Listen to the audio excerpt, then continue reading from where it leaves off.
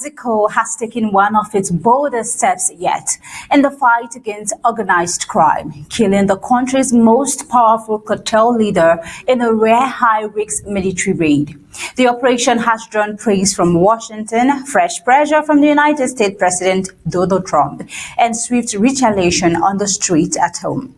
As violence flares and Mexico signals a tougher security stance, the question is not just whether the raid was successful, but whether it marks a turning point or the beginning of a more dangerous chapter in the country's long war on the cartels.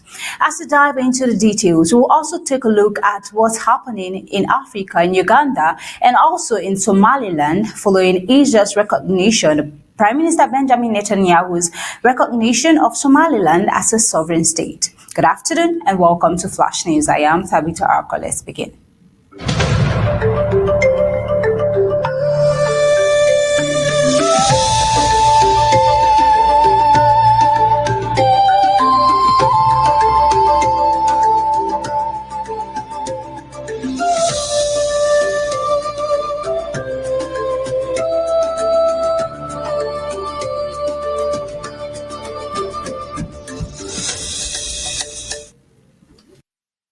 The United States met a Russian delegation in Geneva on Monday and is scheduled to meet Chinese officials on Tuesday as Washington explores the possibility of a new multilateral nuclear arms control framework, according to a senior U.S. State Department official. Washington has been pushing for a broader arms control agreement that would include China alongside Russia following the expiry date of the New START treaty, which previously limited U.S. and Russian nuclear missile and warhead deployment. Cartel made a response to this as to what President Donald Trump said, marking the start of the end of this treaty. Let's listen. He wrote just moments ago, the United States is the most powerful country in the world. I completely rebuilt its military in my first term, including new and many refurbished nuclear weapons. I also added Space Force and now continue to rebuild our military at levels never seen before. We are even adding battleships, which are 100 times more powerful than the ones that roamed the seas during World War II, the Iowa, Missouri, Alabama, and others. I have stopped nuclear wars from breaking out across the world between Pakistan and India, Iran and Israel, and Russia and Ukraine, rather than extend New START, a badly negotiated deal by the United States, which I will add was renegotiated under former President Barack Obama. Aside from everything else, is being grossly violated. The president wants to have our nuclear experts work on a new, improved, and modernized treaty that can last long into the future. Meanwhile, China's ambassador for disarmament, Shen Jian, said earlier this month that Beijing was not prepared to join new nuclear arms control negotiations with the United States and Russia at this stage. It remained unclear whether Tuesday's meeting would involve formal negotiations. The Chinese and Russian permanent missions in Geneva did not immediately respond to requests for comment. I'll say that earlier in February, the United States accused China of conducting a secret nuclear test in June 2020, an allegation Beijing firmly denied. The senior U.S. official said Washington had already held constructive bilateral discussions with Britain and France, both permanent members of the United Nations Security Council, and was now extending talks to the full group of 5 permanent members. The official expressed optimism about the discussions.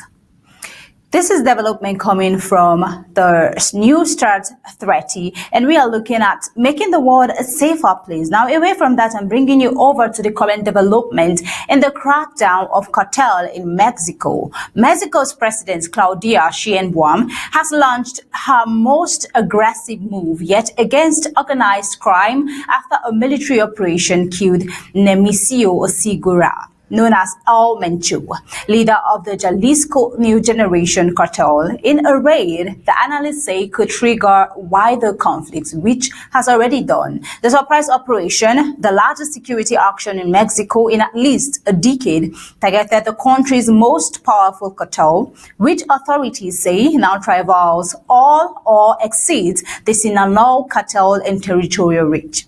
Segura had carried a $15 million U.S. bounty County and had evaded capture across multiple Mexican and U.S. administrations.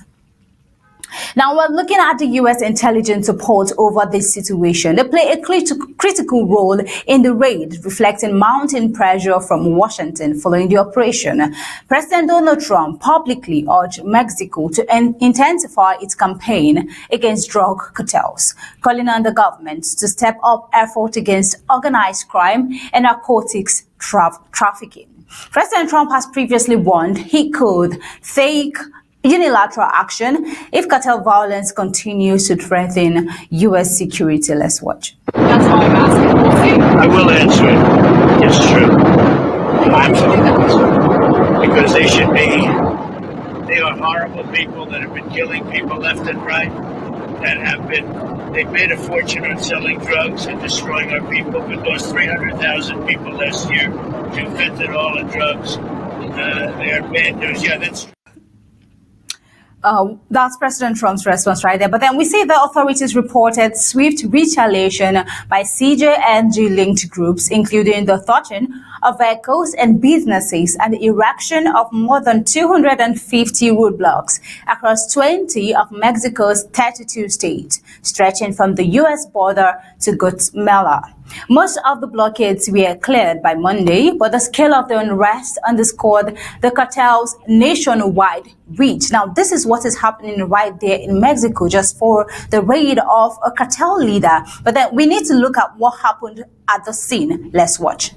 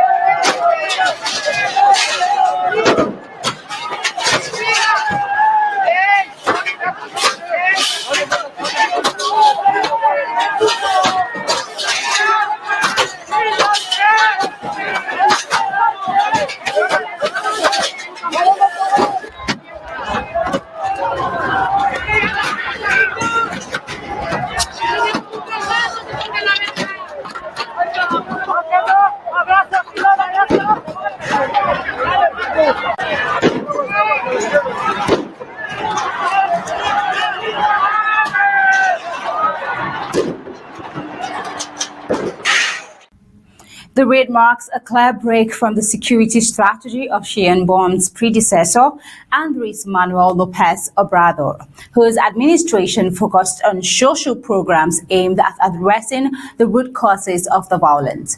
Critics say that approach allowed groups such as CJNG to consolidate territory and expand criminal operations. While Sheinbaum has largely followed her party's broader policy framework, analysts say the killing of Osugura signals a decisive shift toward a direct military confrontation with the major cartels.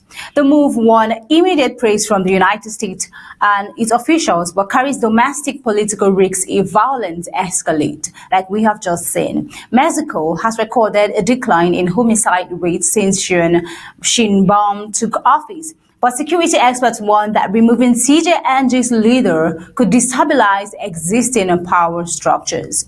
The cartel's franchise-style organization may lead to splintering or shifting alliances, potentially fueling renewed bloodshed.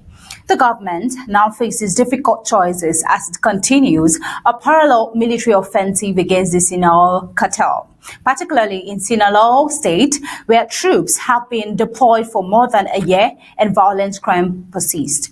Analysts caution that sustaining full-scale campaigns against both cartels could strain military capacity and complicate efforts to preserve recent security gains. Now, away from that and taking your attention to Africa, let's see what is happening right here in Uganda just after the election that has been taught or probably said or alleged to be fraud. Uganda President Yoweri Museveni ordered the cancellation of a Catholic mass planned in Kampala to pray for the health and release of detained opposition leader Kizza Besigye, according to his wife. The service was scheduled for Monday at Rubaga Cathedral, where supporters had been invited to gather. Some worshippers were already present when church officials announced the cancellation. Besigye has been held since November 2024 on treason charges after he was abducted in Nairobi and later presented before a military court in Uganda. He has been denied bail repeatedly and has spent about 15 months in detention, during which his family has raised concerns about his health. Besigye's wife, Winnie Byanyima, said church leaders informed her that the president considered the march political and requested it be halted pending investigations. She criticized the move as an infringement on the right to worship. Human rights organizations and opposition groups say Besigye's arrest and prosecution are politically motivated and also tied to Uganda's recent presidential election. Museveni, who is 81 years, who has ruled Uganda since 1986, ran for a seventh term amid reports of an internet blackout in a crackdown on opposition activity. Now, following the vote, the army chief and president's son, Muhoozi Kainerugaba, publicly welcomed the killing of dozens of opposition supporters and the arrest of thousands more. Museveni's main challenger, Bobi Wine, has remained in hiding since the election, and he has been taken to the media to speak about the ills and the causes and the challenges with the electoral fraud even in hiding. Let's watch.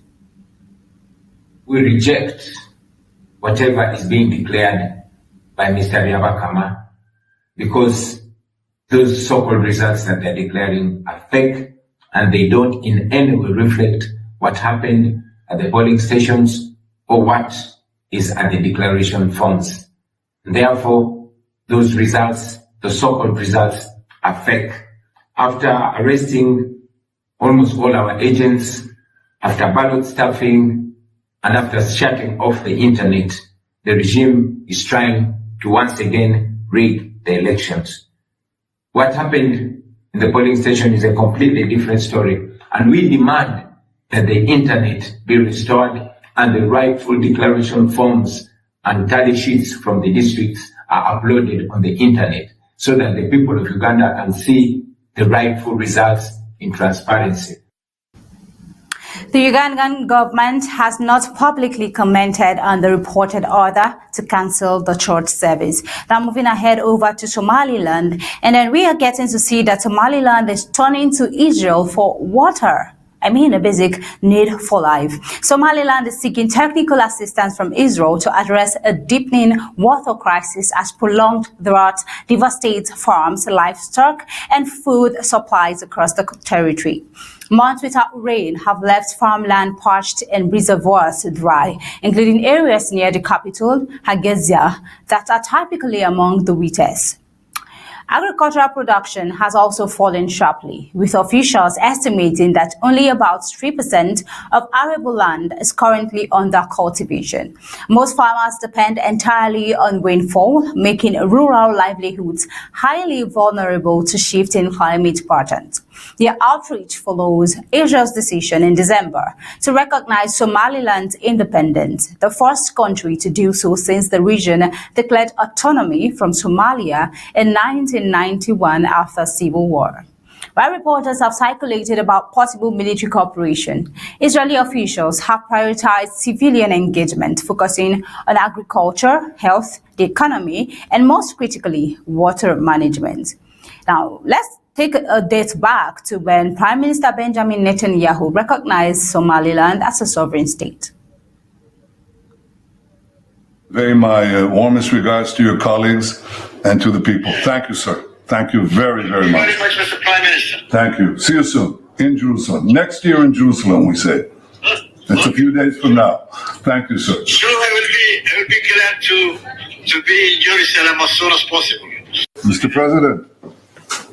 Mr. Prime Minister. It's good to talk to you. And before anything else, I want you to know that I'm signing now, as we speak, Israel's official recognition of Somaliland and its right of self-determination. Our friendship is seminal and historic. So I'm very, very happy and I'm very proud of this day. And I want to wish you and the people of Somaliland the very, very best there. I think this will be a great opportunity for expanding our partnership. We intend to work together with you on economic fields, on agriculture, in the fields of social development, all the things that we hope we can assist you, and we obviously believe in this friendship. And I have to tell you that there's a lot of excitement here in Israel as well. So, as part of that cooperation, congratulations to Somaliland. Somaliland has sent an initial group of 25 water sector workers to Israel for training, with Israeli experts expected to visit the territory to help deploy water-saving technologies. Israel is widely regarded as a global leader in water management, recycling most of its wastewater and supplying the majority of its drinking water through this island nation. Climate variability has disrupted Somaliland's rainy seasons for at least 5 consecutive years, according to local authorities, contributing to recurring drought and rising food insecurity. Across Somalia, including Somaliland, about 4.4 million people face severe food insecurity, estimates from the World Food Programme show. Some farmers have begun adapting independently by investing in water storage and conservation techniques, including reservoirs targeted in irrigation and methods to reduce evaporation. While such measures have helped a few sustain crops, officials say large-scale technical support is needed to stabilize food production and protect livelihoods as drought conditions persist. Once again, congratulations to Somaliland. This is a great partnership for the nation, and more would be coming subsequently. Until next time, this is where we're drawing the curtain on today's Flash News. Do stay tuned for Undaunted at the top of the hour, 8 p.m. Do have a pleasant day and stay safe.